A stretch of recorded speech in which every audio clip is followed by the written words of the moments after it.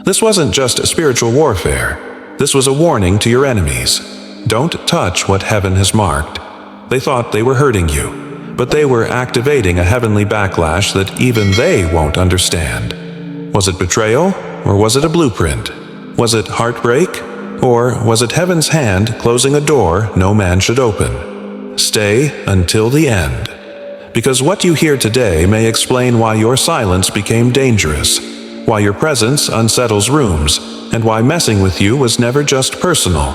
It was prophetic interference. Welcome to Chosen One's prophecy, where the overlooked are unveiled, and the scrolls of destiny are no longer silent. You are not watching this by chance. You are here because your spirit has been tracking this word across timelines. Remember Joseph? They threw him in a pit, but it was the very path to the palace. Genesis 50:20 says, "You meant it for evil, but God meant it for good." This isn't revenge. This is reversal. Stay, because the signs we are about to reveal may not only answer your confusion, they may confirm your anointing, and why it was never safe to mess with a chosen one. You carry a heaven-born flame. This fire inside you did not come from man. It was breathed into you before you ever took your first breath. It is not ambition, it is assignment. It does not flicker with applause, it roars with obedience. The flame is holy. It is the same fire that burned in Moses at the bush, in Jeremiah's bones, in Elijah's mantle. It is why you've always felt like a misfit, because your spirit was kindled by something not of this world. They tried to dim it. They tried to shame it. But how can you extinguish what God Himself lit? You weren't intense. You were ignited. Your presence is a disruption. Your anointing is a warning. You walk into rooms, and unseen kingdoms take notice. Because when a chosen one enters, the temperature shifts. Let them mock. Let them misunderstand. But heaven never mislabels fire. And you are still burning. What if that flame was never meant to fit in, but to set things ablaze? Provoking you awakens. The law of divine consequence. Spiritual law does not sleep. Every action spoken in the dark echoes in eternity. And when someone rises against a chosen one, they activate a law they cannot revoke.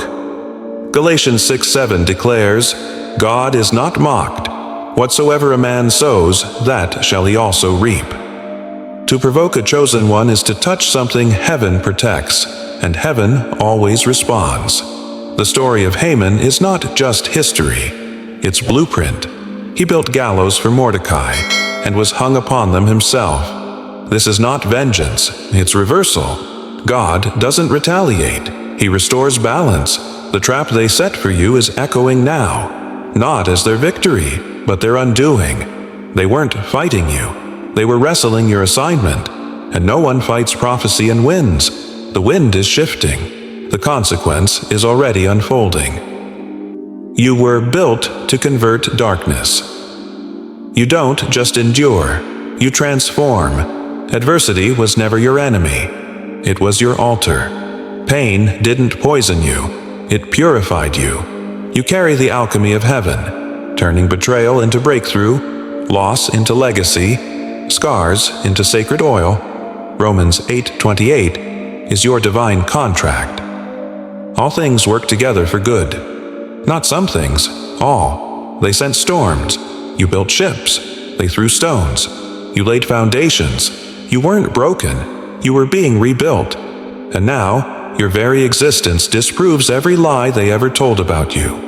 What kind of power does it take to turn pain into prophecy? They underestimated the wisdom. You don't speak aloud. They confused your silence for weakness, but your silence was strategy.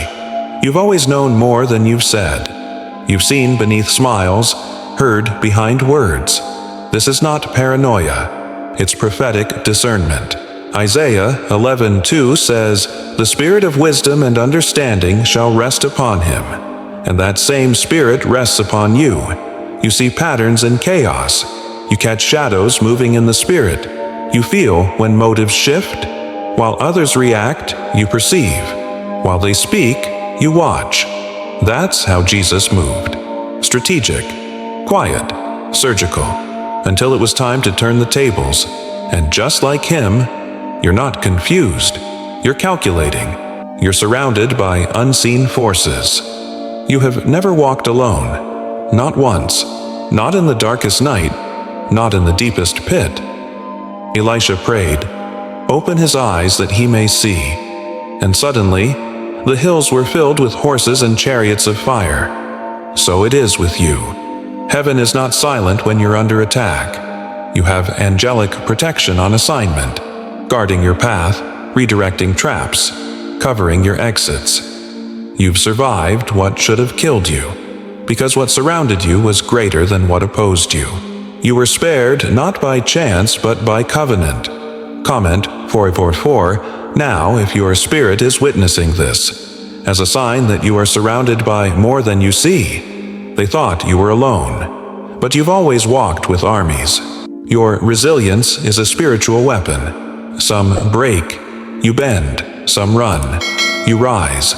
Your resilience is not from therapy, not from self-help, not from sheer grit. It is from being forged in the furnace of assignment. Job lost everything, yet declared, "Though he slay me, yet will I trust him." That's not faith, that's covenant fire. You've been through droughts, denials, betrayals, and still, you didn't curse God. You didn't lose your praise.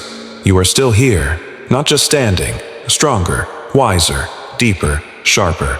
This is not ego.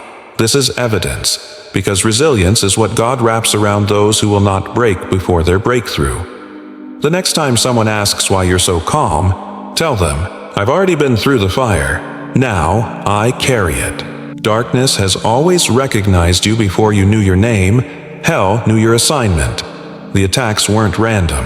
They were targeted spiritual sabotage. Demonic interference rises where divine purpose awakens. Why do you think you were hit hardest as a child? Why do you think you felt unseen, unheard, misjudged, misunderstood? Because hell was hoping you'd self-destruct before you discovered your scroll. Remember Jesus. Before he ever preached a sermon, the enemy tried to kill him in the womb. And now you understand. It wasn't just depression. It wasn't just anxiety. It wasn't just rejection. It was warfare over a womb of prophecy. Because when a chosen one rises, territories shift. Your influence shifts. Atmospheres, you don't need a microphone to preach. Your presence is a sermon. Your silence is a sound.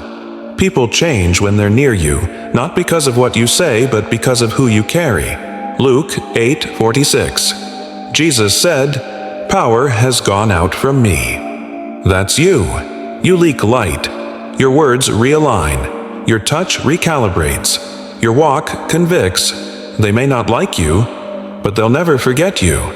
Because when a chosen one passes through, nothing stays the same. You weren't overreacting. You were overhearing heaven. Every moment they dismissed as weakness was a signal that the Spirit had chosen a vessel they couldn't understand. You weren't delayed. You were disguised, hidden in plain sight, shielded in silence, preserved for a holy hour like this. Look at you now, still burning, still standing, still marked. The battles did not break you. They built you. Every scar now shines with sacred assignment. You are not just a survivor. You are a scroll with feet. And the time of hiding is over. You have been marked.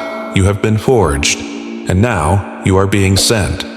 Comment 777 below if this word unlocked something deep. If it echoed in places no one else has reached, testify. Let us know what pierced your spirit. What truth called your name. What moment felt like heaven itself was speaking to you. Subscribe now, not just to follow, but to stand with a global remnant rising in prophetic alignment. This is Chosen One's prophecy. And you are not alone. You are the next echo.